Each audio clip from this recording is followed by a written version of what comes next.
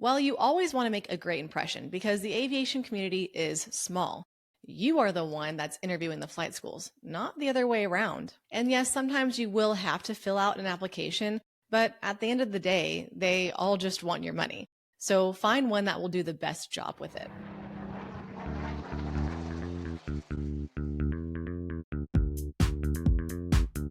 Hello and welcome back, all of you lovely humans out there. And if you're new to the Aviator's Guide, thanks for joining me today. And thanks to all of my returning and new subscribers and followers. Your support is very much appreciated. As always, I'm your host, Hollie Bellino, your friendly CFI, TBM, and Epic pilot in the Dallas-Fort Worth area. As some of you may have realized that as hard as I try, I'm actually not perfect. So I do need to make a correction in regards to the episode I posted a couple of weeks ago on aircraft towing and using that as a way to build your flight hours. In that episode, I specified that you cannot get paid to tow sailplanes and gliders with only a private pilot certificate.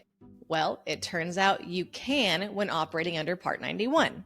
According to Federal Aviation Regulation 61.113, you can indeed get paid to tow gliders. So if you find an opportunity for this, go ahead and get after it. And then send me a video of you in action. I'd love to see it. For my fellow DFW peeps out there, I hope all of your planes were tightly secured if they weren't in hangars, because we had some pretty gnarly winds out there across the Metroplex that caused some severe damage. So I hope all your flight schools took the proper precautions to take care of their birds so you can continue flying frequently and safely. Speaking of flight schools, that brings us right into our topic today of how to pick the right flight school for you. There are so many things you may not even realize you need to ask when you're researching flight schools, and that's where I come in, ladies and gents. I have recently met a fair amount of people out there who have expressed to me their interest in wanting to begin their aviation journey. So this is an episode for you guys, and an important one at that. And while flight school is only a short chapter in your aviation career, it could possibly be the most influential experience for you. And what I mean by that is, even though flight school tends to last from 6 months to 2 years, depending on many variables, it's what's going to set the tone for not only your aviation knowledge, but also how you're going to be influenced as a pilot. I have heard many horror stories from students having some incredibly unfortunate experiences during flight training, whether that was due to the staff, the aircraft, or the policies. And while no flight school is perfect, there are some things you need to look out for to ensure you get a proper education. And if you get nothing else from this episode, at least take this away from it. Your flight training is your education. It's your responsibility to advocate for yourself and respectfully and professionally speak up if something isn't working for you. If you think you would learn more efficiently a different way, provide some insight. If you think you need some more practice flights, request them. If you think you need a different instructor, get a new one. Don't ever think that you're stuck with whatever instructor you were given initially. You should be able to trust your instructor to not only properly and legally educate you as required by the FAA to pass your check ride, but to support you in becoming the absolute best pilot you can be. If you feel like you're getting anything other than that from your instructor, then you need to get a new one. And remember, the vast majority of instructors out there are instructors as a stepping stone. It's a way for them to build their flight hours. And unfortunately, some of them don't even want to be doing it. So don't let them just use you to build their flight time. It is their job to set you up for success. All right, let me just hop off my soapbox now so we can move on. Starting with the location of your flight school. While the location of where you do your flight training is really more of a personal preference, it really could be beneficial for you guys to train in a larger metroplex, as it will help you sharpen your skills as a pilot and even expose you to other aviation opportunities. Some of those opportunities could be to do some volunteering, join aviation clubs, or even sit right seat in a jet. You never know. There are more instructors and more flight schools from which to choose in these larger cities, so there's more competition for these flight schools to do better. Am I making it sound like you have your choice of where you do your flight training? It's because you do. If you are unable to move to a bigger city for training, don't worry about it. You will be fine and still get an education. Just get your training done so you can move on with your career. It does not matter where you get your flight training, it matters what you do with it. While you always want to make a great impression because the aviation community is small, you are the one that's interviewing the flight schools, not the other way around. And yes, sometimes you will have to fill out an application, but at the end of the day, they all just want your money. So find one that will do the best job with it. I called around to at least 6 different flight schools before choosing the one that I did. And 6 really isn't that much now that I think about it, because there are so many flight schools out there. But I chose to move out of state for mine because I had a friend who was going there and she said she enjoyed it. I would also get an associate's degree in aviation there. It was cheaper than a lot of the other schools I was looking at, and they awarded me a scholarship that included housing. So it was a no-brainer for me.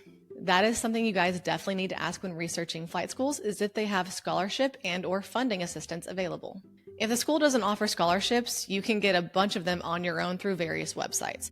And you can also ask them if they can help you with the funding, whether it's getting a loan through them or through a lending partner. Either way, you gotta know how you're going to pay for it, because it can cost anywhere from $40,000 to $150,000. I know it's a lot, but it's an investment in yourself. You're also going to want to ask what the hourly rate is of the aircraft. Does that rate include fuel?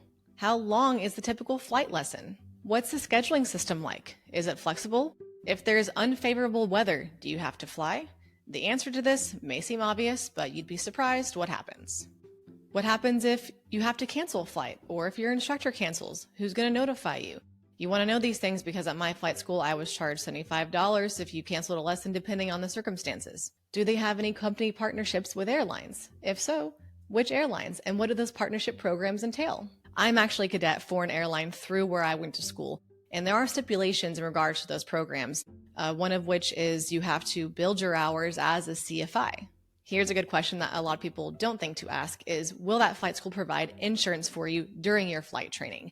And better yet, when you are an instructor for them, will they also provide you insurance at that time? Also, how many aircraft does that flight school have? The more the merrier, because it makes it more available for you and other students, especially if there's some that are down for maintenance. Speaking of maintenance, how large is that maintenance team and how experienced are they? How many simulators does the flight school have? Simulators are a fantastic way to help you save some money while you're working towards your instrument rating. Do they have any multi-engine airplanes for training? You will need your commercial multi-engine add-on if you really want any kind of career in aviation. How many instructors do they have? And what's the process like to change instructors if it's necessary? If you want to get your flight instructor certificate, you need to ask them if they have the proper aircraft to do spin training, because spin training is a requirement to be a CFI. And also, if you want to be a CFI, ask the flight school if they hire their students to be CFIs for them. And if they do, what are the requirements to do so, and what are the chances that you'll get the job? There was one flight school I heard about that would not give their students their multi-engine add-on until they became flight instructors for them. So I'm sure a lot of them would have liked to know that beforehand. If getting more involved in aviation is something you're interested in to build some camaraderie, make some friends, or even just some study buddies, ask the school if they have any local organizations that you can join, or even a student council. My flight school did, and it was a great way for out-of-state students and out-of-country students to enhance their experience. Another big question is, does the flight school train via Part 61 or Part 141, or both? I have done 2 other episodes in regards to Part 61 versus 141 for your private pilot certificate as well as your instrument rating, so go back and check out those videos to give you a better understanding. It's very beneficial for you to know the differences. If you're doing Part 61 training, you're definitely going to want to ask, are there any ground classes included? And if there are, how much do they cost? Many Part 61 facilities do not require their instructors to teach ground classes, as there is no hour requirement of ground knowledge to be completed per Part 61 like there is for Part 141. If the training is for Part 141, there are a few more things that you're going to need to ask. Do they have an associate's degree or bachelor's degree program? You may not care about this, but if you want any kind of degree in aviation, this would be good to know. If you already have a college degree or some college credits, do any of those transfer to the associate's or bachelor's degree program with the school? I already had a bachelor's degree from the University of Texas at San Antonio, so most of the credits I needed for my associate's degree in aviation were already taken care of. And while degrees aren't always necessary anymore these days to get a pilot job, it can't hurt to have it. Also, as I mentioned in my episode, Should You Be a Pilot, there are some added benefits to having an associate's or bachelor's degree in aviation. In order to get your big boy job in aviation, you need at least 1,500 flight hours. If you have an associate's degree in aviation, it knocks that down to 1,250 flight hours.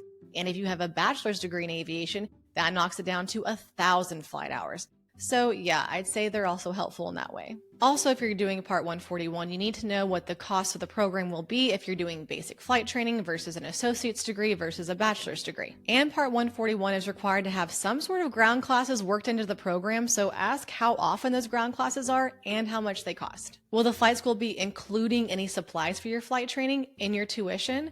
If so, what supplies are they? If they don't, how much do they cost to get them through the school? Can you get them another way without buying them through the school? Like on Amazon? Some items you will most definitely need for your flight training are a headset, an iPad, for flight, testing materials, and a flight computer. My flight school gave me all of the supplies I would need for my training, but they did charge me an arm and a leg, aka $3,200, for those supplies, so I would have been much better off buying them on my own. You should most definitely pay way less than half of what I paid for supplies. But you know why I let my flight school give me a bag of overpriced supplies? Because I didn't know what I needed. I didn't know what a fuel sump was or a flight computer was. To help you guys know exactly what flight school supplies you will need, I made 2 episodes covering every single thing you could possibly need, so go check those out. I also created a PDF document with a list of those supplies, including links on where you can buy them. The link to that PDF is in the show notes, but make sure you go watch those videos first. It will really help shed some light on the topic for all of you. And I made all the mistakes, so hopefully you don't have to. The last things you're going to want to ask flight schools that you're researching are, what does that flight school think sets them apart from other flight schools? How does the application process work, and is there an application fee? And ask if they offer discovery flights, which they should. If you don't know what a discovery flight is, then you absolutely need to go on one. The flight school will send you up in the air in one of their planes with an instructor, of course, just kind of show you around a little bit and have some fun to see if it's for you. I still remember my first discovery flight like it was yesterday. My life literally changed that day because that's the day that I fell in love with flying. One thing to know about these discovery flights is they're not usually free, so you will have to pay for that hour you're up in the air. However, I was able to wrangle myself 2 free discovery flights from 2 different flight schools. I was still deciding between these 2 flight schools which one I wanted to go to, and they knew that, so they offered me a free discovery flight. And if you're looking at a flight school and they don't offer you a free discovery flight, ask for one, or at least ask if they can give you a break on one. All they can do is say no. Well, guys, that's it. That's everything I can think about to help you figure out what school is best for you. If anyone thinks I missed anything, feel free to send an email to youraviatorsguide@gmail.com, or if you're watching this on YouTube, just throw it down in the comments to help out your fellow pilots. I know this is quite a long list of items to cover for you guys to ask flight schools, so I did what any good CFI would do, and I made a list of these questions for you guys into a PDF document.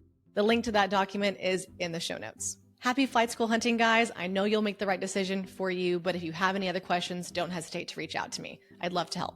And if you enjoyed this video on YouTube, please like the video and subscribe to my channel. And if you're listening on your favorite podcast platform, please rate, review, and follow my show to get all the newest updates. Until then, keep calling those flight schools, and I'll see you later, aviators.